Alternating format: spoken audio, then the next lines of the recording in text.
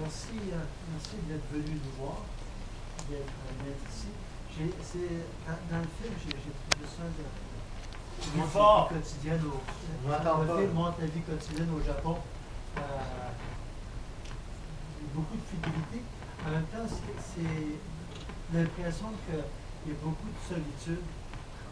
Constamment dans le film, on voit une multitude de gens, plein de monde, et pourtant, avec l'abondance de gens, il semble y avoir une prodigieuse solitude. Est-ce que tout le monde a compris? Donc, la question porte sur la solitude. D'une part, la représentation de la vie quotidienne au Japon. Par ailleurs, la grande solitude qu'on voit dans le film, même s'il y a des masses de gens, on a l'impression qu'ils sont très seuls. この中で、主なテーマといたしまして孤独ということが扱われていたと思います。そしてたくさんの登場人物いらっしゃいましたけれども、この孤独ということが今回のこのテーマの中心的な、内容だったというふうに理解してよろしいでしょうか。孤独か。それも一つのテーマだと思います。都市で暮らしていくときに感じる孤独、それは同じアパートに住んでいても、隣人と呼べる人たちがいない中で暮らしていくことが、それはこの映画を作った時にもしくはこの事件が起きた時に僕自身の周りでもそういう状況だったので、そのことは一つのテーマだと思います。En fait, pour répondre à votre question, solitude, ça a été un des thèmes de ce film. Lorsqu'on vit dans une ville, donc une ville citadine, il y a toujours une solitude. Comme par exemple, quand j'étais citadin moi-même, vivant dans un appartement, parfois on ne savait même pas qui seraient mes voisins. Donc, autour de moi, il y avait des gens qui étaient là, mais que moi je ne connaissais pas. Alors, de ce point de vue, c'était un des thèmes. ただそれ以上に描きたいと思ったのは、そういう状況の中でも子供たちが母親がいなくなったら誰かが母親の代わりになり、父親がいない時には誰かが父親の代わりになりながら、お互いに支え合いというか信頼し合いというか、ああいう状況の中でも成長していく子供のある種のたくましさとか、それと同居しているある脆さだったりとか、そういうものを描きたいなと思ったのがもっと大きなもう一つのテーマですね。Mais en réalité, il y avait un autre thème, c'est-à-dire que dans le film, vous voyez des enfants et parfois il y a la mère qui disparaît, il y a quelqu'un qui la remplace. Il y a aussi le père qui disparaît, il y a quelqu'un qui le remplace. Donc, il s'agissait des relations interpersonnelles, humaines, et ces gens-là s'appuyaient entre elles de façon mutuelle. Alors j'ai voulu montrer la croissance des enfants avec ce genre de contexte. De ce point de vue, c'était important pour moi de montrer la force des enfants et en même temps la faiblesse de ces enfants.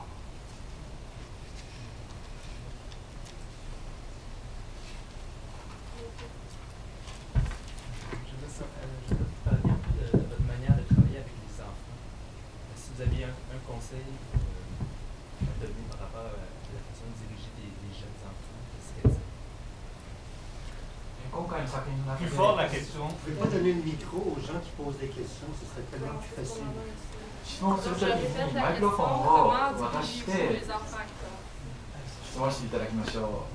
今のご質問の内容でございますけど、子どもが今回の作品の中で登場しておりますけれども、子どもに対してどんなアドバイスをしながら撮影をなさったんでしょうか。またどのようなアドバイスをすべきでしょうか、撮影するときに。この映画は4つのシーズンを追って撮ってるんですけど、順番に撮ってます。で、台本は子供に渡していないので、セリフも全く渡してはいないんですね、文字としては。で、撮影の現場に来た時に今日こういうシーン撮るよって僕が説明をして、じゃあお兄ちゃんにこう言ってごらんって、じゃあお兄ちゃんこういうふうに言ってっていうふうにして、そその場で口立てで作っていきました。なので子どもたちは自分たちがこの先どういうふうに物語が展開していくのか、母親は戻ってくるのか来ないのかということも全く知らずに演じています。なので、かなり通常の劇映画よりは生っぽい彼らの、素に近い表情だったり言葉だったりというものによって組み立てられた映画だと思っています。Dans ce film, on décrit 4 saisons distinctes de façon consécutive et en fait, on n'a pas donné le scénario aux enfants. Alors la parole, ils n'étaient pas au courant de ce qu'ils allaient dire. Alors moi, je donnais des instructions sur place pour chaque scène à ces enfants-là de façon orale. Et par exemple, moi je dis à l'un de ces enfants, il faut dire ceci et cela à votre frère aîné. C'est comme ça que j'ai donné des instructions à ces enfants. En d'autres termes, les enfants n'étaient pas au courant de ce que l'histoire allait se développer, vers quoi ils ne savaient pas. Et ils ne savaient même pas si la mère serait de retour ou non, ils ne savaient pas. Alors dans ce sens-là, moi j'ai pensé que ce serait mieux de montrer l'expression de ces enfants-là plus proche de la réalité. C'est comme cela que j'ai tourné ce film. ちなみに母親役をやりました女性もですね、もともとはミュージシャンで、この映画を撮ってる当時はバラエティの番組に出てるタレントさんで、プロの女優さんではなかったので、子供と同じようにした方が楽しめるということで、台本は渡さずに現場で子供と同じように、じゃあお母さんこう言ってくださいっていうやり方をしました。で、今回の場合はそれが多分うまくいったと思います。全ての子供の映画が僕がやってるように台本を使わずにやる方がいいとは思いません。そういうやり方に合った子供たちを選んで、やった、一つの実験的な映画だと思ってますけど、自分では。Par ailleurs, la mère, c'était par une musicienne. Elle était une musicienne qui participait dans des émissions à la télévision, des programmes de variété. Alors, elle n'était pas tout à fait une actrice professionnelle en tant que telle. Alors, de ce point de vue, elle était dans la même situation que les enfants. Par ailleurs, je n'ai pas donné la parole à la mère non plus. Mais on fonctionnait de la même façon que pour les enfants. Mais à la fin, ça s'est bien passé. Alors, est-ce que je pourrais dire que c'est mieux de ne pas donner le scénario au protagoniste de cette manière? Ça, je ne suis pas sûr. Mais cette fois-ci, par hasard, tout s'est bien passé. Alors, les enfants ont été sélectionnés probablement de façon appropriée pour qu'il n'y ait pas de scénario. De ce point de vue, ce film est un film expérimental. Oui. Alors, vous avez dit dans votre présentation que c'est basé sur une histoire vraie, une histoire réelle. Et je me souviens effectivement, il y a 15 ans ou 16 ans, vous avez dit que le film a été... cette histoire s'est vraiment passée, ça fait beaucoup les manchettes dans les journaux.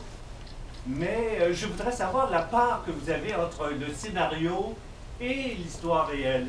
Par exemple, l'histoire du baseball, du garçon, des plantes qu'on fait pousser dans l'appartement. Quelle est la part de la fiction et la part de l'histoire vraie? この前拝聴いたしましたプレゼンの中でも、今回の映画でございますけれども、本当の話に基づいたストーリーであるというふうに理解しております。そしてこの事実でございますが、15年か16年前ぐらいの実際の出来事、それに基づいて今回の映画は制作されたというふうに理解しております。そして当時この出来事が起こった時にトップページ新聞のですね、そういった新聞を賑わしたわけでありますけれども、このシナリオの中で例えばベースボールのシーンであるとか、またプラント植物などを植えたりする、そういうシーンがあるんですけれども、どこが現実の出来事の部分でどこがフィクションの部分か、その辺りをお話しいただければ幸いです。最初に1枚字幕を出したんですけども、実際の事件にインスパイアされて作ってるけれども、セリフとかシーンのディテールはフィクションですという1枚、字幕を入れたんですが、なかなかこれは実際の事件の部分でここがフィクションですというのをこう分けていくというのはなかなか難しいんですよね。実は兄弟の構成自体もオリジナルの事件と変えてるので、実際の事件は一番上のお兄ちゃんがいて下3人とも女の子なので、もうそこから変えてしまってますんで、そういう意味で言えば家の中で描いたことの多くはフィクションですね。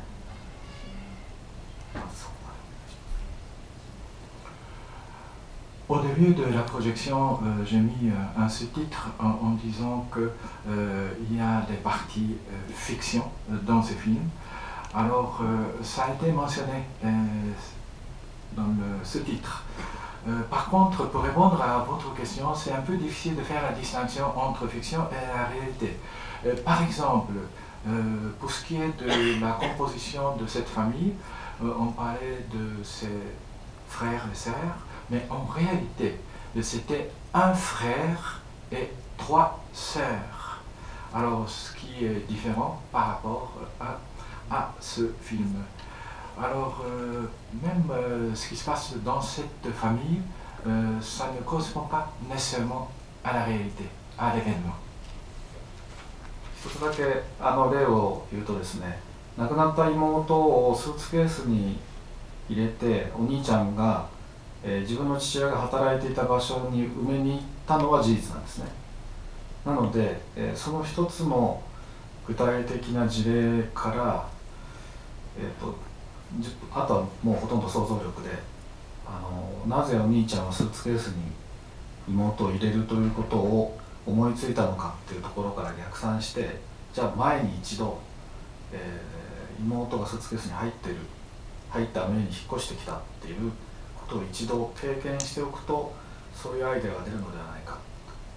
で最後はすごく悲しいシーンだけれども、その最初の時にはすごく楽しいシーンとしてそれをじゃあ作ってみようっていうような形で、こう一つの事実からいろんなシーンをこう膨らませて枝葉を広げて作っています。そんな感じですね。Représentez-vous une scène dans laquelle le frère a mis sa petite sœur dans une valise et par la suite il est allé enterrer la sœur à l'endroit où le père travaillait. Ça c'est basé sur le fait, l'événement. Alors à la base de cela, moi j'ai débuté mes imaginations et pourquoi ça s'est passé ainsi, et également j'essaie d'imaginer de différentes situations à la base de ce genre de scène et pourquoi ils ont fait le déménagement, etc. Alors à la fin de ce film, il y a eu des scènes assez tristes, mais j'ai essayé de développer mes imaginations à partir d'une certaine scène. Donc ça s'est développé de cette manière dans de différents angles et de différentes perspectives.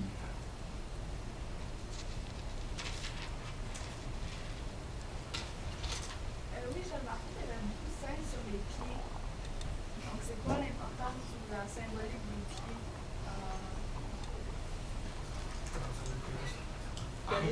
Répétez la question. Oui, je vais répéter la remarqué question. qu'il y avait beaucoup de plans sur les pieds des gens. Et donc elle demande quelle serait la symbolique des pieds dans le film. 多くの場面で足がいろいろ出てくるんですけど、この足っていうのは一体何を象徴するために足の場面がこんなにたくさんあるんでしょうか。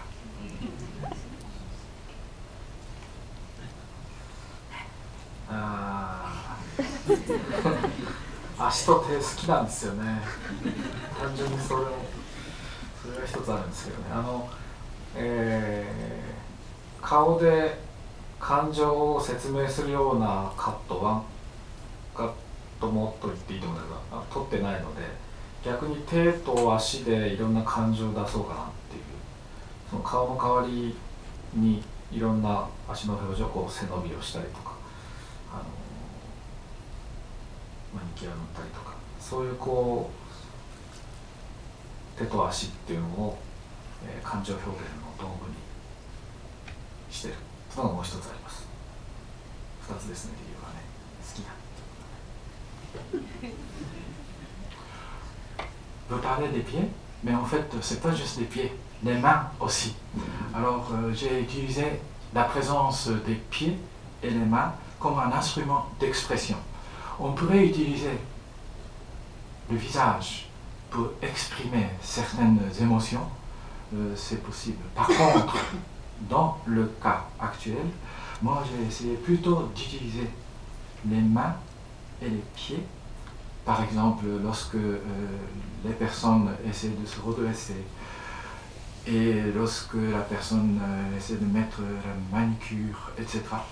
Ça, j'ai pensé que ça exprimerait davantage les émotions au lieu d'utiliser le visage comme un instrument. Je reviens sur le baseball. Alors, comment vous est venue cette idée de mettre le frère aîné aimant beaucoup le baseball? 野球なんですけど、お兄様がですね、非常に野球が好きだっていうふうな感じで場面があったんですが、なぜこの野球というのをこの場面に入れたんでしょうか。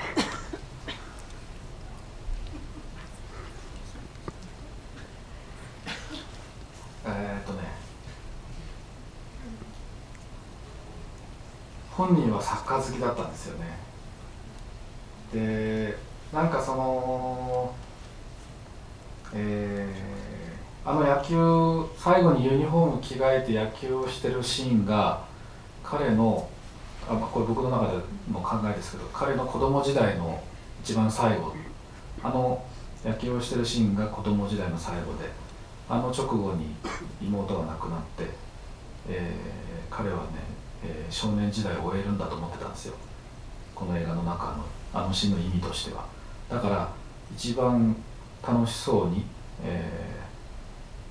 同世代の子たちと何か遊んでるようにしようと思って、下手だけど。で、柳楽君はプロのサッカー選手になりたいって時思ってたぐらいサッカーが好きだったので、サッカーにしちゃうとうますぎるなと思ったんで、あんまりやったことがないっていう野球にしました。そういう選び方ですね。Pourquoi le baseball? Parce que le frère aîné aimait le baseball. Par contre, en réalité, le frère en question aimait plus le football, soccer. Et lorsque il a mis son uniforme, changement de vêtements, c'était la dernière scène de son enfance. Et tout de suite après, c'est la petite sœur qui meurt. Alors pour lui, ça représentait la fin de son enfance. Alors si on aurait mis comme sport qu'il aimait le football, il aurait pu faire beaucoup mieux que cela, alors qu'il devait jouer de façon pas tout à fait habile. Alors c'est pour cette raison que moi j'ai mis la scène de baseball. Et il jouait de façon très joviale avec les enfants de la même génération. Et pour cela, j'ai pensé que le baseball serait plus approprié.